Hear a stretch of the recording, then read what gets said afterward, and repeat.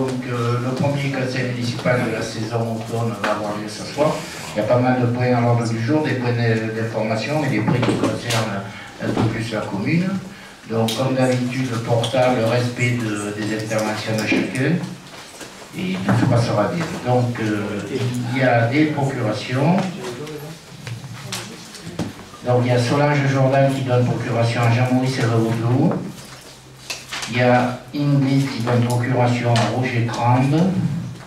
Il y a Dominique Saldo qui me donne procuration. Il y a Dominique Chazeville qui donne procuration à Ahmed Bukens. Y a-t-il d'autres pouvoirs déposés? Donc on considère comme absent pour l'instant, sauf qu'ils arrivent, Yves Menguet, Anne Moine, Jacques Pay, personne là-bas, et Elsa Bernasconi. Ok, parfait. Donc la séance est bien sûr ouverte. Je vous fais passer la liste des présents, donc vous la signez. Et je confie le secrétariat à Marie Jaubert. C'est bon, Marie? Oui. Parfait. Voilà, donc on va passer à l'ordre du jour. L'ordre du jour, le premier point, approbation du procès-verbal de la réunion du 2 juillet 2015. Avez-vous des remarques ou questions? Aucune remarque, donc je vous propose d'approuver le procès-verbal de la réunion du 2 juillet. Qui est pour? Unanimité, je vous remercie. Donc ensuite, il y a quelques points qui concernent principalement la communauté du Pays d'Aix. Donc le premier, c'est l'avis du conseil municipal sur le transfert de la zone d'activité de Rousset à la communauté du Pays d'Aix. Si vous avez des questions particulières, vous pouvez les poser, sinon on passe directement au vote. Qui est pour? Unanimité, je vous remercie. Le point numéro 3, c'est le rapport annuel 2014 du SPANC. Donc Jean-François va vous apporter quelques chiffres principaux concernant l'année écoulée. Ouais, je dirais plus vite que ça. Est-ce qu'il y a des questions?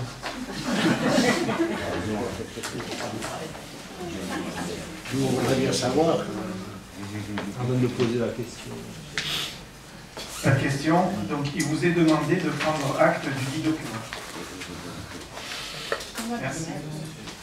Bon, je rappelle quand même pour tout le monde que le SPAC peut intervenir ponctuellement, à leur discrétion, que la commune de Rosny a été, entre guillemets, contrôlée il y a quelques années. Chaque année, ils choisissent un certain nombre de communes.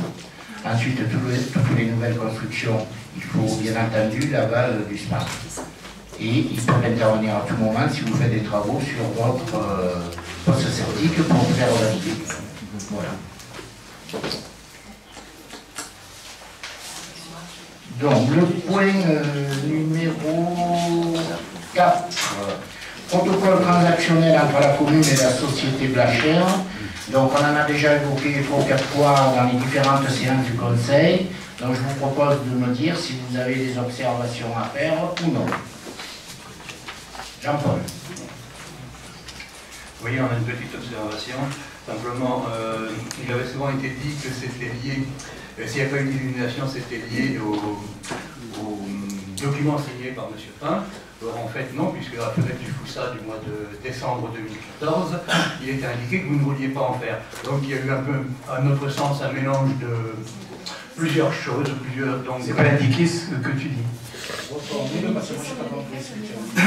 Votre décision de ne pas illuminer le village en décembre 2014 n'est pas liée aux documents signés par Jacques Pin, mais c'est bien votre décision, comme vous l'indiquez dans la fenêtre du Foussa de décembre 2014.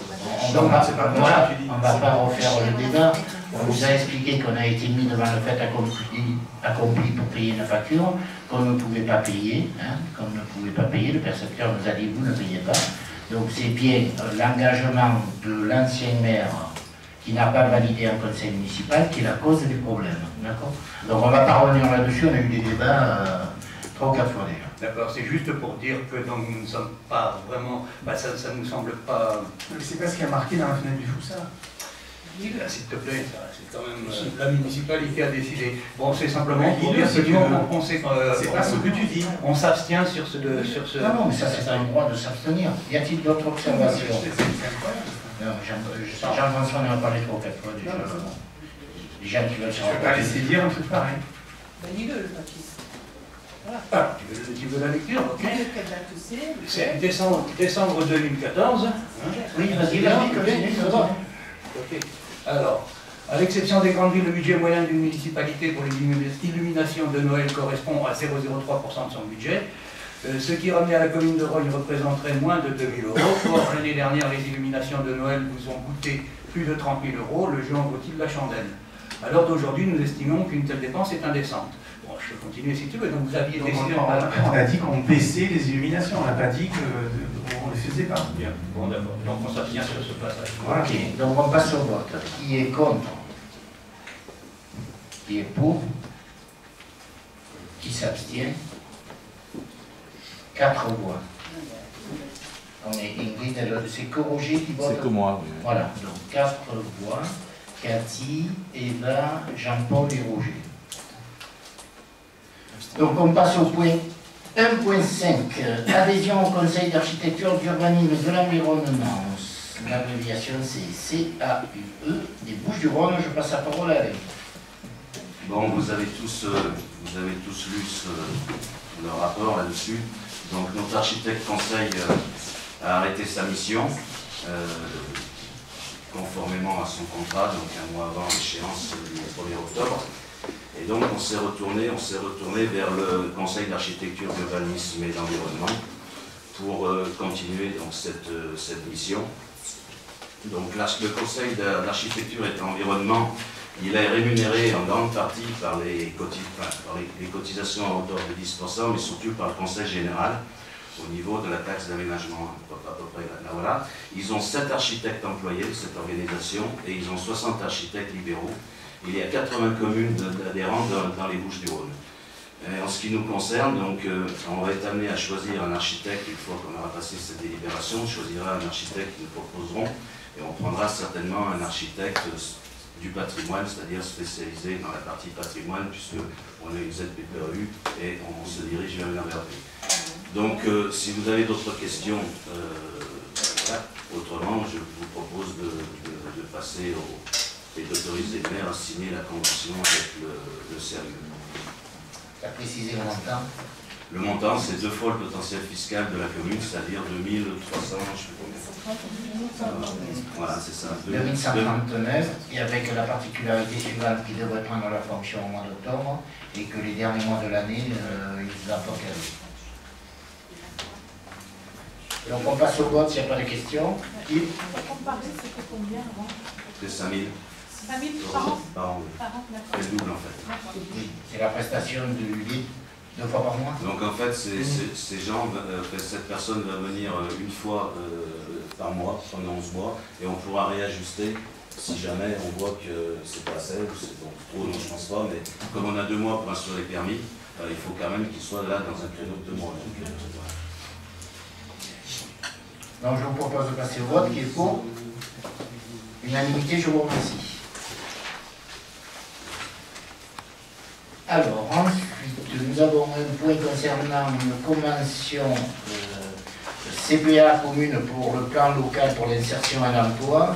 Si Jean-Maurice veut dire quelque chose, sinon on peut passer à la question et interroger. Non, l'avantage, c'est un petit peu, excusez-moi, l'avantage de la délibération du droit de l'explication est assez clair, très clair. Je crois qu'il y a juste à souligner l'information qui est au milieu de ce document. Et je vais juste vous le lire parce que ça souligne un peu l'excellence du Bureau municipal de l'emploi de Rognes. Pour information, sur les 60 Rogniens qui ont intégré ce dispositif, donc durant une année pleine, 34 sont sortis, dont 23 ont trouvé une solution en matière d'emploi ou en matière de formation qualifiante. Donc c'est pour vous dire à quel niveau de suivi et de dentelle, j'allais dire quasiment, sont Brice Lagrange et les équipes sont auprès de ces demandeurs. Alors, pas forcément d'emploi, on parle de formation aussi qualifiante, mais c'est aussi, ce soir la capacité de lui rendre un peu à César ce qui appartient à César. La dernière chose aussi, parce qu'il y en a, c'est pas dans le lieu de la délibération, pardon, c'est qu'Atout Emploi, donc, est une manifestation donc, qui est financée en partie par le CLSCPA et en grosse partie aussi par la commune, qui démarre le 28 septembre jusqu'au 30 octobre. Donc c'est une collaboration de 3 communes pour justement, à travers des demandes d'emploi de longue durée. Voilà. Y a-t-il des questions, observations? Alors il vous est demandé de vous prononcer, c'est toi? Vas-y, vas-y. Voilà. Il vous est demandé de vous prononcer sur les termes de la convention entre la CPA et le Bureau municipal de l'emploi de Rognes et d'autoriser le cas échéant Monsieur le maire à la signer, dans quel petit bout, c'est ça? C'est placé plus vite que moi. À signer la convention, excusez-moi, très bien. Ok, donc qui est pour? Unanimité, je vous remercie. Dans le point 3, ressources humaines. Donc là, si vous voulez, on va vous demander de bien vouloir m'autoriser en tant que maire à initier une procédure en vue de la rédaction d'un protocole transactionnel qui sera élaboré, soumis à votre vote lors d'un prochain conseil. Donc je ne vais pas refaire l'historique de cet ancien employé de mairie. Moi, si vous voulez, compte tenu que les sommes en jeu sont importantes pour la collectivité, vous avez le chiffre dans le dossier, hein, il y a une 24 000 €, je pense qu'il est préférable qu'on trouve un compromis, et je m'engage à réduire cette somme de manière significative pour qu'on clôture un dossier. Et je pense qu'il faut être honnête, certainement des torts partagés. Et je vous rappelle que le petit Passini, quand même, a eu 2 accidents de travail. Mais réellement des accidents de travail. Donc, compte tenu de cette notion, je préfère engager des procédures à l'amiable avec la partie adverse. Voilà ce que je vous demande, de m'autoriser à engager des procédures amiables. Y a-t-il des observations ou des questions? D'autant plus que vous nous parlerez donc du projet du protocole. Ah mais bien sûr, comme on trouve la chair, on est obligé après de revenir vers nos conseils. Ok, ben je vous remercie. Donc je pense que vous êtes tous pour, si j'ai bien compris le débat. Je vous remercie. Ensuite, acquisition de parcelles au quartier des Francs. Je passe la parole à Anne René. Oui, donc pour cette délibération, donc c'est pas nouveau. Moi, chaque fois que je trouve un tiroir, je l'ai déjà dit, je trouve un cadavre. En fait, ces problèmes du défend avec la voirie Paro, ça date de 2010, donc des éboulements qui se sont produits. Et cette affaire a été très très mal menée par la municipalité de l'époque, a abouti à un jugement, d'accord, du tribunal, qui dit que, je lis juste ça pour vous mettre en mémoire, donc à supposer qu'elle présente un défaut d'entretien ces parcelles au sens des dispositions précitées, compte tenu des risques d'effondrement et d'éboulement, les mesures imposées à M. Parot dépassent les notions d'entretien et de remise en état dès lors qu'elles impliquent d'importants travaux confortatifs et de mise en sécurité du site, lesquels relèvent du soin de prévenir par des précautions convenables, point de suspension, les éboulements de terre ou de rochers. En application du 5e de l'article L. 2212-2 du Code général des collectivités territoriales, et devrait dès lors être exécuté par les soins de la commune et à ses frais, que par suite, sans qu'il soit besoin de se prononcer sur les autres moyens de la requête, M. Parot est fondé à soutenir que la mise en demeure du 30 septembre 2010 est entachée d'une erreur de droit. Donc décide, M. Parot est déchargé de l'obligation de payer la somme de 472,42 €. Ensuite, laissé à sa charge par le titre exécuteur du 21 février 2012 et mis à son compte par la trésorerie de Lambesc au profit de la commune de Rognes, annulant partiellement le titre exécuteur du 2 février 2012. Article 2, la décision du 30 septembre 2010 par laquelle le maire de Rognes l'a mis en demeure de procéder aux travaux nécessaires à la consolidation de parcelles de terrain dont il est propriétaire indivis, cadastré commune de Rognes AC 2930 est annulée. La commune de Rognes versera à M. Parot la somme de 1 000 € sur le fondement des dispositions de l'article L. 761-1 du Code de la justice administrative. Bon, tout ça pour dire que derrière, donc, on veut régler cette histoire, hein, parce qu'actuellement, on a des clos en béton tout le long de la rue, bon, ça fait désordre. L'ancien maire, enfin l'ancienne municipalité n'a pas voulu prendre contact avec la voirie Parot, a eu des fins de nous recevoir, leur a demandé de payer certaines sommes qui ont été déboutées, là vous l'avez vu, par le tribunal. Bon, nous on a pris contact avec la voirie Parot et on a convenu donc d'acheter partiellement les parcelles que vous avez là, qui, pour une surface de 17 615 m² ou 625, peu importe, les parcelles AC30, CN 88 et AC29. Voilà. Donc on vous demande d'autoriser de prononcer sur l'acquisition des parcelles AC30, AC29, CN 88, une superficie estimée de 17 625 m², bon, plus ou moins 15 m², appartenant à la voirie Parot pour un prix de 6 000 €. Autoriser le maire à engager et conclure les démarches au vu de l'achat. Si vous avez des questions. Jean-Paul, vas-y. Oui, j'ai regardé assez attentivement les documents de préparation au conseil municipal et je n'ai pas vu le plan des parcelles, de séparation des parcelles. Je n'ai pas vu en quoi consistait le partiellement. Donc ça, c'est fort gênant. D'autre part, il me semble que le prix est très nettement en dessous du marché, ce qui laisse supposer qu'il y a une compensation. Alors, de quel type, je ne sais pas. D'autre part, Jean-François, monsieur le maire, pardon, vous avez annoncé lors de la réunion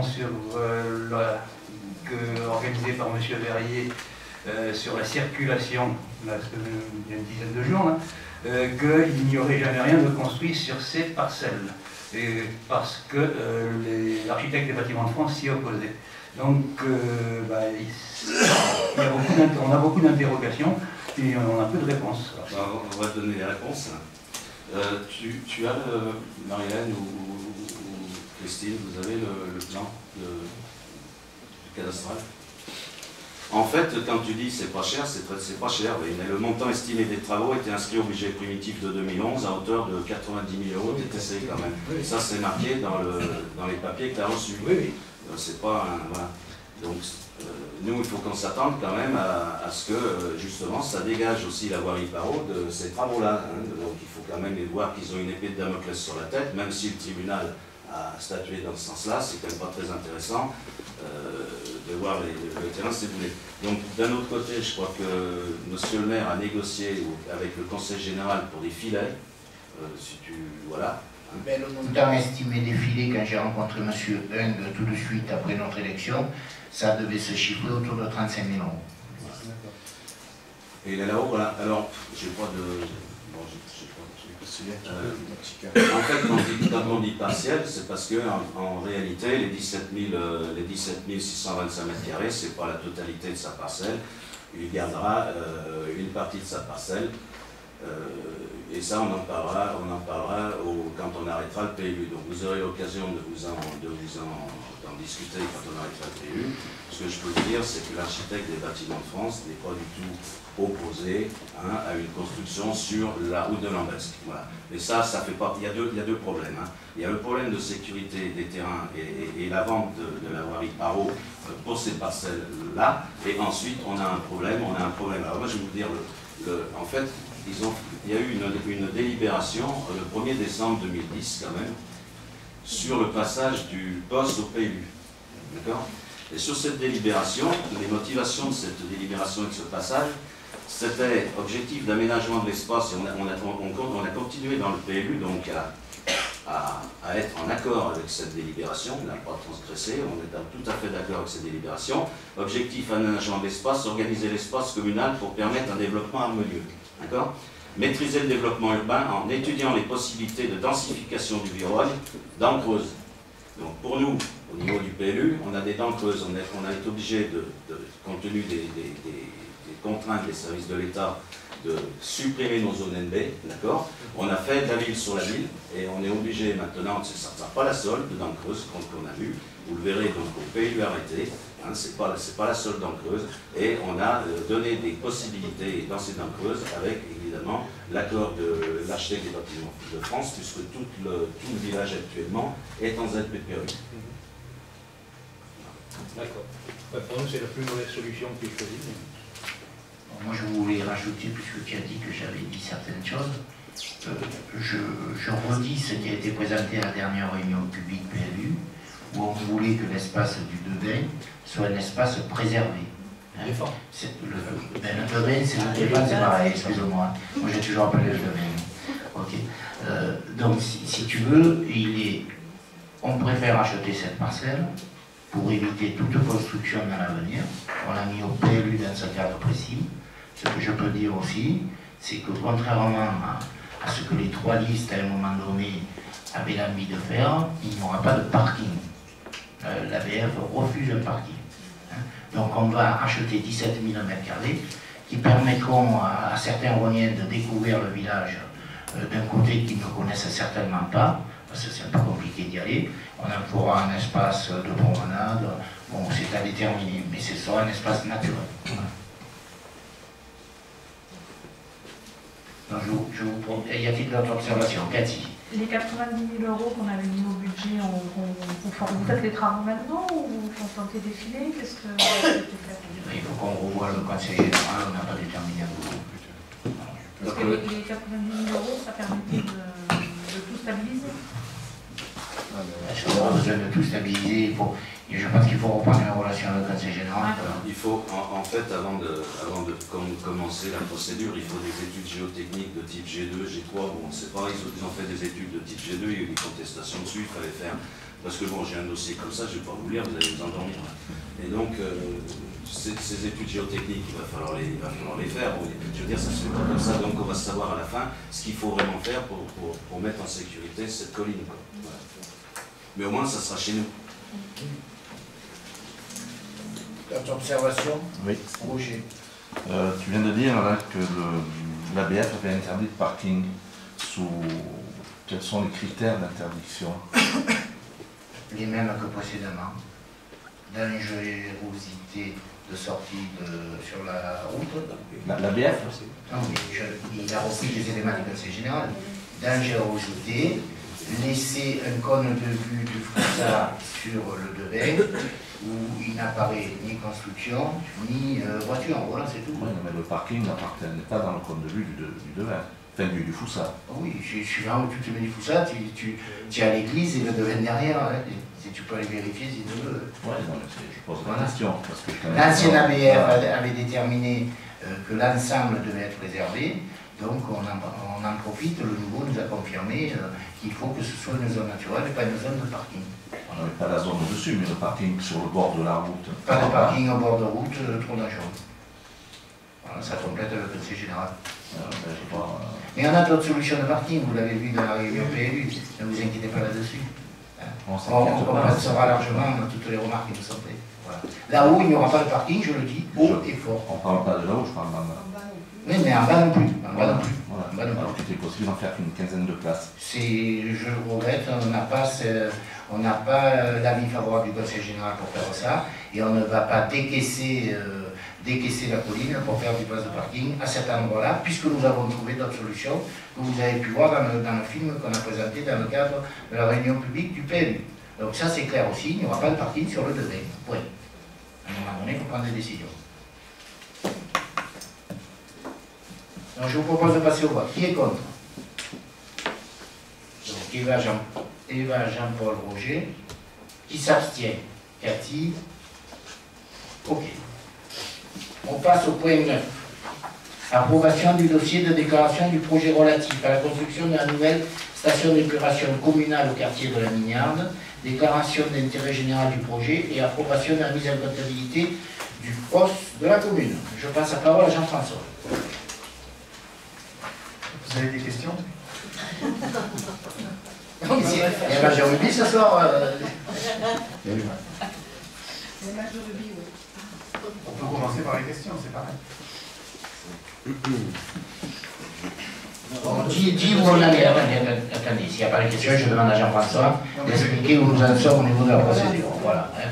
Voilà. Alors, que tout le monde soit informé. Allez, je me fais rapide, puisqu'on a avancé. Depuis qu'on était vu, là aussi, c'est le deuxième projet qui va déboucher après l'agrandissement de la maternelle. Donc, ça mérite de préciser où nous en sommes réellement. Donc en fait, il y a eu une enquête publique qui s'est déroulée cet été. Le le commissaire enquêteur a rendu son rapport, son avis favorable, par rapport à cette déclaration de projet qui permettra de modifier le POS pour intégrer la future station d'épuration sur cette zone agricole sur laquelle on n'a pas le droit de construire. Donc suite à de multiples rebondissements, on est arrivé à avoir l'avis favorable donc, des personnes publiques associées et du commissaire enquêteur sur la localisation de la future STEP. Voilà, donc je pense que ça... Ouais. Oui, juste un point. J'ai vu dans le dossier que la séparation pluviale eau usée allait être faite sur l'avenue de la Libération. D'après ce que il m'a semblé que tu t'es engagé auprès de ceux qui participent à cette commission à faire la séparation pluviale eau usée sur l'avenue de la Libération. Je me suis engagé à rien. C'est pas lié à la station, ça, pour l'instant. Non, mais la procédure, on n'en est pas là. D'accord. La procédure, on n'en est pas là. Là, il y a eu... explique, on a fait le choix suite à un appel d'offres d'une société. Et il donne les informations principales pour dire à quelle étape du projet nous en sommes. Non, mais par rapport à ce que dit Jean-Paul, c'est vrai que en fait, on est un petit peu dans les choux en ce qui concerne la station d'épuration. On l'a déjà dit plusieurs fois. Il n'y a pas d'arrêté de rejet, donc elle est sursaturée avec 1600 équivalents habitants. Et donc la police de l'eau nous a à l'œil et nous a demandé un certain nombre de garanties par rapport à cette station, et dont la séparation, effectivement, comme tu disais, de pas mal de quartiers. Donc c'est très difficile de le faire dans le centre du village. Donc on va déjà attaquer par la route d'Aix. Il y en a une partie qui n'est pas faite. Donc on a ce premier type de compensation qu'il va falloir faire, de façon à éviter d'envoyer trop d'eau pour laver la station. Et la deuxième chose qu'on devra faire aussi en termes de compensation, c'est par rapport à la petite fleur qu'il y a sur la parcelle, la Gagette des Champs exactement, et donc sur laquelle on s'est engagé, suite à l'étude qui a été faite, à établir donc un inventaire botanique et à faire une application informatique de type botanique par rapport à un relevé donc des plantes caractéristiques sur la commune. Donc ça fait partie des compensations. Il y a deux types. Il y a par rapport donc, à l'environnement et par rapport donc, aux travaux sur lesquels on doit s'engager pour faire en sorte que la station fonctionne correctement. Voilà. En parallèle de tout ça, comme l'a souligné Monsieur le maire, on a désigné l'assistance à maîtrise d'ouvrage qui va donc à maîtrise d'œuvre, pardon, maîtrise d'œuvre, qui va donc nous faire un cahier des charges qui correspond plus ou moins à ce que vous connaissez déjà, et qui désignera donc un maître d'œuvre assez rapidement, j'espère dans les 6 mois à venir, pour débuter les travaux de cette station d'épuration. Donc c'est le cabinet BEE qui a été retenu pour la maîtrise d'œuvre. Voilà, suite à un appel d'offres, on a fait, donc il y avait 17 candidats, etc. Y a-t-il d'autres questions, observations? Roger. N'était-il pas plus judicieux donc, de faire qu'un seul réseau et puis d'augmenter la capacité de la station d'épuration? Parce qu'il est possible de mettre des réseaux pluviales et assainissement dans le même circuit, mais en augmentant la capacité de la station. Oui, c'était une possibilité. Est-ce qu'elle a été étudiée? Elle a été étudiée, oui. D'accord. On a eu un schéma directeur d'assainissement qui a choisi cette solution. Financièrement oui, aussi. Aussi, ok. Notre observation? Ok, je vous propose donc de passer au vote. Autorisez Monsieur le maire à signer tous les actes utiles à la mise en œuvre de la présente délibération. Qui est contre? Abstention? Je vous remercie. Alors, nous passons maintenant au nerf de la guerre. C'est défini souvent comme ça dans les livres, les revues. Donc, Joël va vous parler de l'avenant au contrat communautaire pluriannuel de développement avec la CPA, suite à un entretien que nous avons eu la semaine dernière. Alors, je vais quand même faire une synthèse petite et courte pour permettre à l'assistance de comprendre de quoi il s'agit. Alors, la commune de Rognes avait passé un contrat, TPI, un programme pluriannuel d'investissement avec la CPA pour une durée de 5 ans et un montant d'investissement global de 9 259 000 €. Un avenant en date d'avril de cette année a été pris par la CPA et prolonge le contrat de 2 ans à échéance 2020. Cet avenant nous permet de modifier le montant global et la durée du contrat qui est portée jusqu'à 7 ans. Il assouplit les règles et permet un ajustement du montant du coût de chaque opération. Alors ce nouveau contrat conclu pour 7 ans est conclu pour un montant de 15 764 000 € hors taxe, avec une participation, comme c'est la règle, de la CPA à hauteur de 50%, soit 7 807 000 €. Alors, est-ce que vous avez des questions?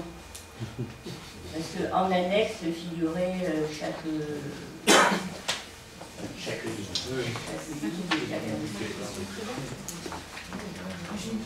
Vas-y, Cathy. J'ai une question très bête, mais comment on peut signer un contrat de 7 ans alors que la CPA a disparu au 1er janvier? Eh bien, ce contrat, l'avenant, permet d'assurer la pérennité du contrat lors du passage en métropole. D'accord, donc la métropole s'engage à respecter ce que la CPA aura proposé. Si la métropole ne suit pas les engagements des EPCI, c'est la faillite. Donc, de ce côté-là, il n'y a pas de souci. Donc, la CPA veut aider les communes et le prouve une nouvelle fois. Elle nous permet d'intégrer des dossiers qu'on avait proposés à la population de Rhône dans le cadre de la dernière campagne municipale. Le vote au niveau de la CPA interviendra d'ici la fin de l'année. Voilà. On a choisi la certitude qu'ils vont nous accompagner. Y a-t-il des questions, observations? Non. Bon, vous retrouvez les 4 gros dossiers, hein.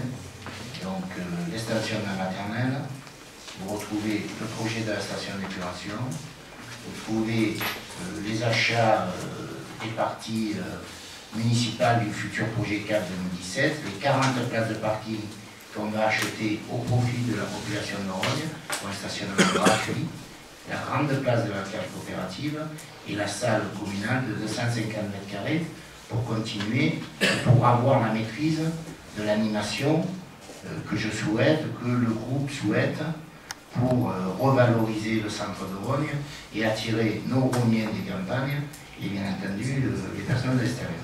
Et le 4e grand projet se situera en fin de mandat, c'est la création du pôle culturel dont on a déjà parlé. On a profité pour intégrer aussi le budget voirie qui, je le répète, représente quand même l'équivalent de 300 000 € par an pour la commune. Hein. Je vous rappelle qu'avec la métropole, la compétence voirie va être perdue par la commune, mais donc la métropole prendra le relais dès le moment où les engagements financiers sont là. Voilà principalement, et il y a une ligne supplémentaire qu'on a rajoutée, c'est tout ce qui concerne l'ADAP pour les personnes à mobilité réduite, et vous avez vu qu'on a des montants estimés suite au rapport d'études asymétrie qui sont entre 800 et 900 000 €. Donc c'est pas neutre, et on le verra au point d'après, il y a un engagement de faire, il y a une autorisation à demander au préfet, etc. Donc voilà, je voulais être un peu plus précis, que chacun puisse se dire, voilà ce qu'il y a dans l'enveloppe que Joël vous a parlé. Donc je vous propose de passer au vote. Vas-y Joël, tu dis le début. Alors, il vous est demandé de vous prononcer sur l'avenant au contrat communautaire pluriannuel de développement et d'autoriser le cas échéant le maire à le signer. Qui est contre? Abstention? Unanimité. Je vous remercie. Alors, dans la même veine, on va parler de la demande de soutien au conseil départemental. auquel va être soumis le même dossier comprenant les mêmes investissements que celui qui a été soumis à la CPA. On table sur une aide, une participation du conseil départemental de 40%, au vu des critères financiers qui sont retenus par lui. Et ces deux dossiers vont être envoyés simultanément à la CPA et au conseil départemental, de façon à procéder après aux ajustements en fonction de la participation du département, puisque la CPA a une participation maximale de 50%. Donc, en résumé, il y a eu une avancée significative au courant de l'été, puisque le Conseil général nous a confirmé que les sommes que nous avons présentées sont subventionnables. D'accord ? Oui, mais le plan, subventionnable. Donc maintenant, il reste à déterminer à Madame la Présidente du Conseil départemental si elle met 40%, ce qui correspond à une commune couronne, et elle peut aller jusqu'à 60%. Donc j'attends toujours un rendez-vous pour qu'elle me dise, Monsieur Corneau, peut-être que sur ce projet je vous donne 50, celui-là je vous donne 55, etc.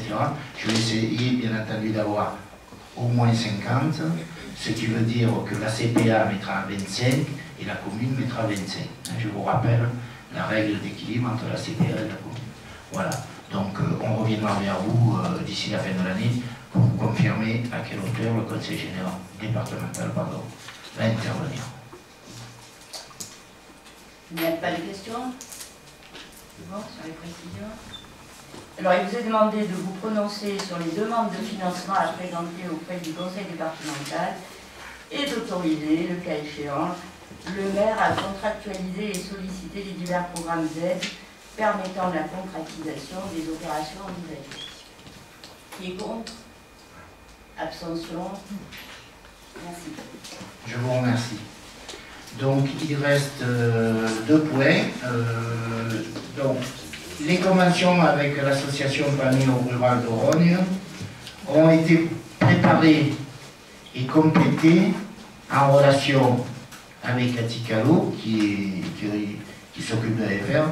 Elle ne participera pas au débat, donc elle doit sortir, madame Estoli.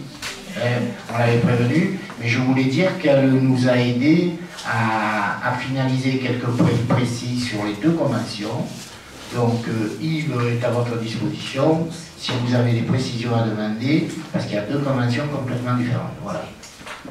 Donc, y a-t-il des questions?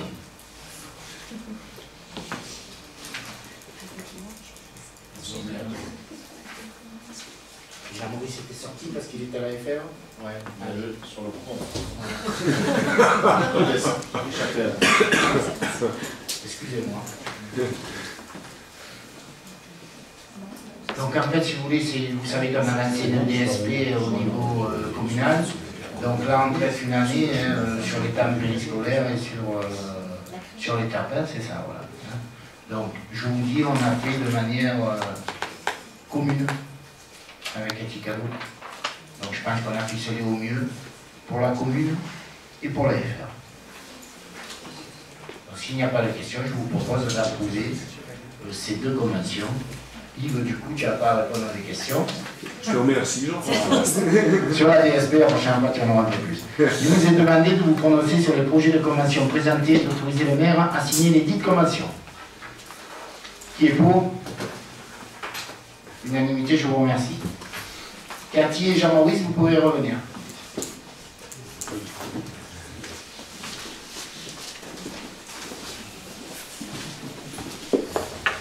Donc le dernier point est un point très important parce qu'il représente beaucoup de travail. Il représente également une enveloppe financière non négligeable, j'en ai déjà parlé. Donc nous vous proposons, nous sommes passés auprès de la commission CPA qui a validé toutes les dérogations que nous allons demander au préfet, parce qu'il y a certains bâtiments qu'on ne pourra pas rendre conformes complètement, de par leur spécificité. Donc le feu vert de la CPA et de la commission est passé. Donc là on vous demande d'approuver ce que l'on vous propose pour l'envoyer au préfet pour validation définitive. Je vous donne juste un exemple parce que hier j'étais avec la responsable des bâtiments de la CPA J'avais peur que le préfet ne réponde pas rapidement, mais finalement il répond rapidement. Donc ils ont dû mettre des services spécialement pour cette mesure qui est une priorité, et Rhône ne peut pas passer à côté de cette priorité. Voilà. Donc on a essayé d'établir un calendrier que vous avez, qui va de 2016 à 2021, par rapport, si vous voulez, à ce qu'on a considéré comme déjà engagé plus ou moins, et après en tenant compte de l'évolution de nos projets, dont on a parlé tout à l'heure. C'est pour ça que vous retrouvez des fois des sommes minimes dans 4 ans, mais peut-être que dans 4 ans, les 65 € de SPA, on n'aura pas à les faire si le projet de la cave surgit de la terre, donc en fin 2017. Voilà. Donc on est à même de vous répondre précisément ce soir ou de compléter vos interrogations sur chaque bâtiment. Ce que je peux vous dire, c'est qu'il y a eu un travail de fond réalisé par la société Asymétrie. Je fais de la transparence, mais je vous l'avais dit. Elle est dirigée par le maire de la Roque d'Enterron, M. Cérus, cette société. Elle a pignon sur rue, et même au niveau national, ils interviennent. Donc le rapport qu'ils nous ont donné est de qualité.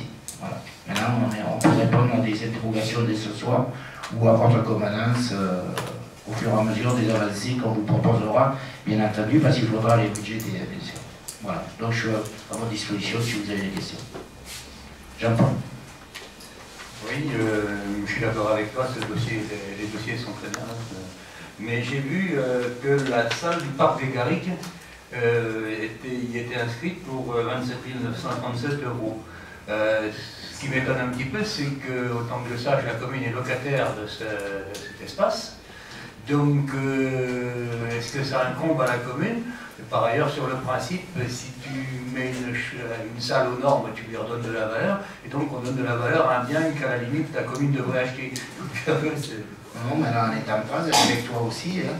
Tu as vu que la ligne intervient en 2021, ça veut dire que d'ici la fin du mandat, on saura si les municipaux de Marseille veulent vendre à la commune cet espace. Nous sommes a priori, et je pense que tout le monde, quelle que soit la liste, serait d'accord pour que la commune récupère cet espace. Mais bon, on avait d'autres priorités, mais on va s'y atteler. Et si nous achetons, il faudra prévoir 27 000 € de travaux. Voilà. Oui, d'accord. Voilà. Y a-t-il d'autres observations? Jean-François? Ouais, moi je voudrais juste faire une petite observation, parce que tout comme la station d'épuration, cette histoire c'est un peu dommage, parce que vous voyez que ça représente presque 1 million d'euros. Or c'est une loi qui date quasiment, on ne va pas dire de l'ampère, mais qui date déjà, et que rien n'a été fait sur ce plan-là, tout comme la station d'épuration, etc. Et que là on se retrouve face au mur, et ce qui nous oblige à investir des sommes colossales alors qu'elles auraient pu être listées dans le passé, et je trouve ça regrettable. Ok. Vas-y, allez-y, si vous avez des observations, Cathy. Je trouve déjà que les sommes sont assez astronomiques, mais bon, tout à l'heure, Jean-François m'a dit que c'était des prévisionnels, mais par exemple, il y a des choses que j'ai un petit peu du mal à comprendre. Quand on marque groupe scolaire Verrier, par exemple, 52 000 €. Sauf erreur de ma part, c'est un établissement ERP dans lequel on a des éléments pour pouvoir accueillir des enfants éventuellement chez Roulante ou des enfants. Et comment on peut avoir encore 52 000 € de frais à faire alors que ce bâtiment est habilité ERP à recevoir des enfants en fauteuil, etc. Je ne comprends pas bien où sont les travaux. Là, Ici sont, c'est sûr que vous avez le rapport, je vais le chercher sur mon bureau. Tout simplement parce que les normes évoluent et qu'à force de prendre du retard, on a toujours de nouvelles trucs à faire. Bon, ce que je vous propose, c'est, pour cet exemple précis, ce que je vous propose, c'est qu'on mette le détail du compte rendu de la société dans le compte rendu du conseil. Est-ce que vous êtes d'accord? Parce que je n'ai pas les chiffres en tête, je peux les avoir si je vais chercher mon dossier, mais vous aurez le détail, Madame Vitali, je peux le Alors, juste si vous avez les voilà, une petit rappel. Alors, donc on avait mis dans les pièces de la consultation tous les rapports qui étaient issus du diagnostic accessibilité, mais pour rebondir juste sur la thématique, ça n'est pas que l'accessibilité handicapée moteur. La loi de 2005 prend en compte tous les types de handicaps. Donc c'est les handicaps visuels, ce sont les handicaps auditifs, ce sont les troubles cognitifs, ce qui veut dire que même dans la salle, par exemple, qui sera traitée en priorité l'année prochaine, au niveau de l'annexe de la mairie, il y a même des cellules, alors ils appellent ça pas des cellules magnétiques, mais il y a des installations qui se mettent sur tout le pourtour des murs pour que les personnes qui sont dotées d'un équipement auditif puissent mieux entendre ce qui se dit. Voilà, donc après, selon le chiffrage, effectivement, ça prenait en compte uniquement selon des moyennes qu'ils ont établies, hein, les différents coûts de mise à niveau, alors que ce soit, ça peut être parfois simplement des logos, ça peut être parfois des toilettes handicapées qui ne sont peut-être pas forcément suffisamment, un nombre suffisant, mais ça traite tous les types de handicap. On s'axe souvent sur l'handicap moteur, mais ça n'est pas que ça. Voilà, on a les rapports là. Bon, pour chaque bâtiment, vous voyez le travail qui est réalisé. C'est vraiment... Alors, je vous avoue que je découvre. Hein. Donc, aujourd'hui, si vous voulez, l'indice d'accessibilité du groupe scolaire est évalué à 36%. Donc, l'objectif, c'est de le rendre à 100%, et on a tous les moyens, dans cet immeuble, dans ce groupe d'immeubles, de passer à 100%. Les dérogations que je vous parlais tout à l'heure, c'est des immeubles comme la PM, par exemple, l'ancienne mairie, où là, quoi qu'on passe, on ne sera jamais à 100%. Et c'est là qu'on demande des dérogations. Voilà comment ça se passe. Et il y a un tableau qui récapitule, si on peut atteindre 100%, 50%, c'est 110%. Donc, alors, est-ce qu'il y a un tableau récapitulatif? Bon, je pense que ça va nous suffire. Voilà. Au niveau de ce qu'ils ont appelé la récréation, hein, donc c'est peut-être la cour. Donc on a un indice d'accessibilité aujourd'hui de 20%. Et il faut corriger 7 obstacles, ce qui nous fait 5 380 € hors taxe. Le deuxième, le rez-de-chaussée de l'école primaire. Nous avons un indice d'accessibilité aujourd'hui de 59%. Nous avons, entre guillemets, 10 obstacles à corriger, ce qui fait 5 380 €. L'école maternelle, rez-de-chaussée. Ah bien, ils ont mis l'école maternelle aussi, madame, ou c'est moi? La classe maternelle, oui, parce qu'on a une classe maternelle. 83% d'accessibilité, un obstacle, 630 €. Le périscolaire, 43% d'accessibilité, 5 obstacles, 8 850 €. Le premier étage de l'école primaire, 43% d'accessibilité, 4 obstacles, 13 000 €. Le réfectoire, 20% d'accessibilité aujourd'hui, 10 obstacles à corriger, 4 930 €. Plus une entrée de l'école où il y a 3 corrections à faire pour 1 620 €. Donc voilà où nous allons. Ça, c'est une estimation. Oui, pour obtenir 100%, c'est-à-dire que là, on sera nickel. Bon, ça, c'est une estimation, madame, vous me dites, on fera un appel d'offres. Bien sûr, là, ce sont simplement des estimations en fonction de moyennes qui sont... Pour monter le dossier complet. Donc, si vous voulez, si vous êtes intéressé par notre bâtiment, vous pouvez venir consulter, mais ça, c'est une estimation du cabinet. Il vaut mieux demander plus, n'est pas de ses moyens. Hein, vous êtes tous d'accord? Hein, voilà. Ouais, juste une dernière petite remarque aussi, c'est que les chiffres qui sont dans le tableau, en fait, ils sont gonflés de 30% environ, tout simplement parce que la plupart du temps, quand on fait des réfections de bâtiments publics, ça amène à changer de période. Donc c'est pour ça que les chiffres ont été un petit peu augmentés en prévision de... Sur la voirie, parce que par exemple, donc ça c'est l'entrée des bâtiments, c'est les bâtiments.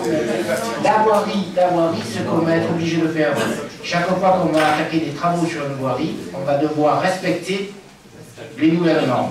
C'est-à-dire que le jour où on va attaquer un trottoir, hein, quel qu'il soit, il y en a beaucoup de travail dans ce domaine, hein, on se conformera aux règles de déplacement des personnes à mobilité réduite. Hein, voilà. C'est deux dossiers différents. Et là, on n'est pas obligé de le programmer. Par contre, dès le moment où on attaque des travaux sur la zone, on est obligé de le faire. Voilà. Donc chaque fois, on y reviendra pour les décisions. Donc, s'il n'y a pas d'autres observations, je vous propose... J'ai une observation. Dans l'étude du document, justement, on regardait par rapport aux préconisations et surtout, alors tu vas me dire, je prêche pour la paroisse, mais bon, c'est un peu ça. après préconisation, c'est vrai qu'on reste sur un taux d'accessibilité qui est assez compliqué sur le CCAS, surtout quand tu reçois en public. Donc voilà, c'est juste une interrogation. Et dans le planning, je me disais que peut-être, alors je ne sais pas si c'est fixé à l'issue de la LIB, et si elle le bloque, ou si après, en fonction du montant global, le planning peut être établi. Là, on a fait valider par la CPA, on ne peut pas toucher au planning. D'accord, c'est clair.